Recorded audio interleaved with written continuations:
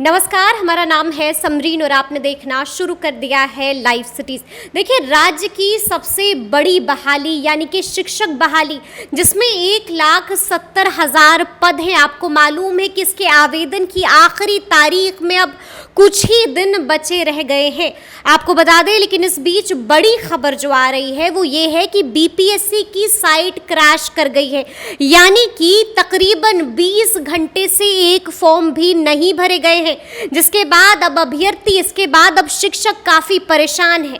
तो देखिए, आज हम इसी मौजू पर बातचीत करेंगे और इस बातचीत को आगे हम बढ़ाने के लिए हमारे साथ मौजूद हैं लक्ष्मीकांत सजल जी। इनका परिचय हम आपको दे देते हैं कि ये सीनियर जर्नलिस्ट भी हैं और शिक्षक भी रह चुके हैं। तो सबसे पहले तो बहुत बहुत शुक्रिया। धन्यवाद जी। तो जैसा कि मैंने शुरू में ही कहा कि अब शिक्षक जो है वो काफ़ी परेशान हो रहे हैं, क्योंकि बीपीएससी की साइट क्रैश कर गई है और तकरीबन 20 घंटे से एक भी फॉर्म भरे नहीं गए। ऐसे कैसे चलेगा? देखिए, एक करेक्शन कर लीजिए पहले कि शिक्षक परेशान नहीं है, अभ्यर्थी परेशान है। अच्छा, ठीक है, ठीक है। और बीपीएससी का सर्वर जैसा कि कहा जा रहा है डाउन है, लेकिन आज दोपहर तक का मैं आपको फिगर बताऊं, आज दोपहर तक की बात जी। कि 1,70,000 वैकेंसीज हैं। 1,70,000 वैकेंसीज के अगेंस्ट में 3 लाख अभ्यर्थियों ने रजिस्ट्रेशन कराया है। 3 लाख रजिस्ट्रेशन कराने वाले 3 लाख अभ्यर्थियों में से अब तक 2.5 लाख अभ्यर्थियों के आवेदन पड़ चुके हैं ऑनलाइन। ठीक है ना? तो 2.5 लाख अभ्यर्थियों के आवेदन पड़ चुके हैं। 50,000 रजिस्ट्रेशन जिन लोगों ने कराया है उसमें सिर्फ 50,000 अभ्यर्थी ऐसे हैं जिनके आवेदन अभी पड़ने बाकी हैं, और उसके लिए अभी पर्याप्त समय है। 12, जैसा कि आपको पता है, 12 जुलाई तक का समय है। लेकिन आज 8 तारीख हो गई है। ठीक है, ठीक है। आपको एक फिगर और दे दूं मैं जी।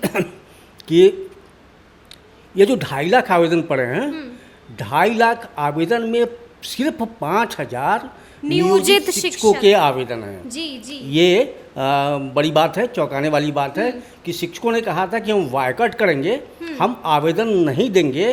तो आप देख लीजिए, 3,52,000 शिक्षकों में से यानी 4 लाख शिक्षकों में से अब तक सिर्फ 5,000 शिक्षकों ने ही आवेदन किए हैं। तो शिक्षकों का जो ये बायकॉट का अभियान है, बायकॉट की मुहिम है, वो अपनी मुहिम पर कायम है, क्योंकि कहाँ 4.25 लाख और कहाँ 5,000। तो ये संख्या बहुत बड़ा मायने रखता है।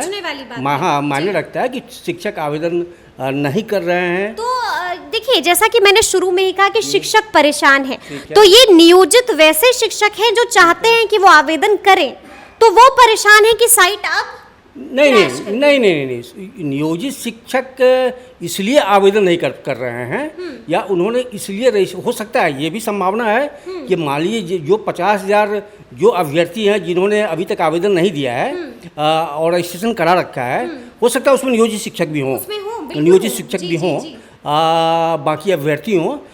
लेकिन बीपीएससी की जो स्थिति है, बिहार लोक सेवा आयोग जो सर्वर डाउन टेक्निकल जो प्रॉब्लम है उनका, उसको सॉर्ट आउट करने में बहुत तेज़ी से लगा हुआ है।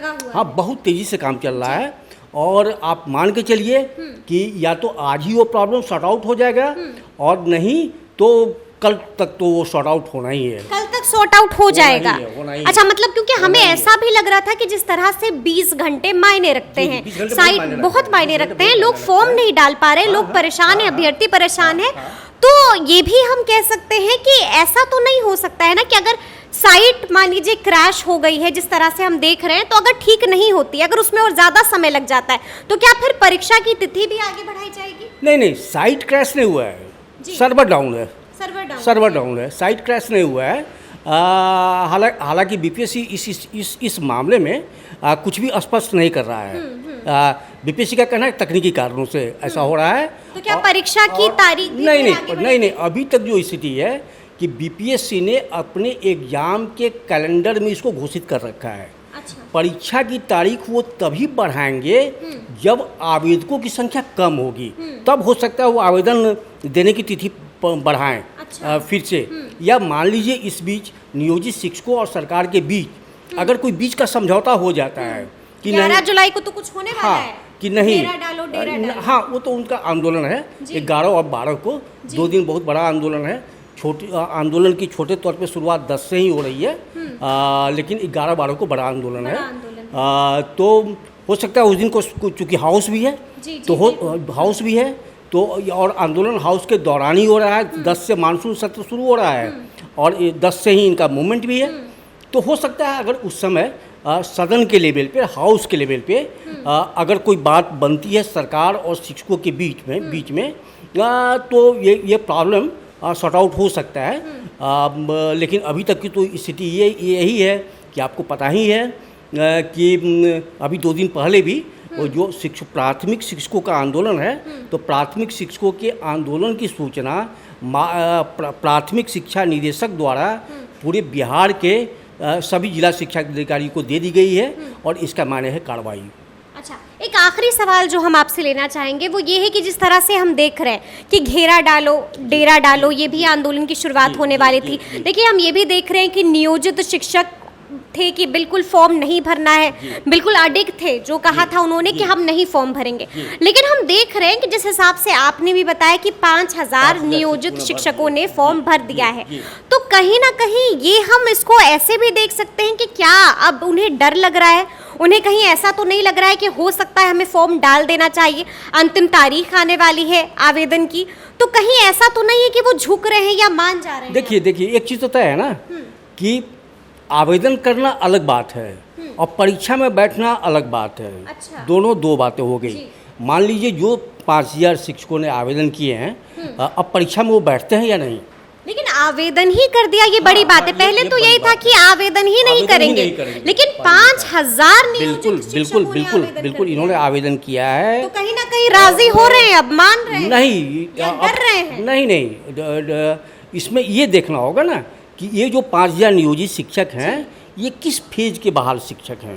अच्छा। जहाँ तक मुझे लग रहा है कि ये ऐसे शिक्षक हैं जो छठे चरण के बहाल शिक्षक हैं। अच्छा। तो छठे चरण के बहाल तो इनकी सेवा तो अभी मुश्किल से 6 महीने साल भर की हुई है ना, तो 6 महीना साल भर की सेवा हुई है, तो इनकी सेवा में कोई टूट का खतरा तो है नहीं, तो इनके लिए खुला ऑप्शन है। और ऐसे छठे चरण में बहाल शिक्षकों की संख्या आपको बता दूं कि छठे चरण में सिर्फ प्राइमरी में करीब 42,000 शिक्षक बहाल हुए हैं और 2000 शिक्षक सेकेंडरी में हैं। यानी कुल मिला के अगर छठे चरण की भी बात करें तो 42 और 2 करीब 44,000 शिक्षक बहाल हुए। तो 44,000 में 5,000 कोई माने नहीं रखता है, कोई माने नहीं रखता है। लेकिन ये देखना होगा कि किस फेज के हैं टीचर, किस फेज के टीचर हैं। और मुझे लगता है पुराने टीचर तो बिल्कुल नहीं है, बिल्कुल नहीं, अभी भी डटे हुए। हाँ बिल्कुल, इसलिए कि अगर पुराने शिक्षक होते तो कहीं ना कहीं से आंदोलन पर फर्क पड़ता। हाँ, आंदोलन पर असर पड़ता है, तो डगमगा जाता आंदोलन।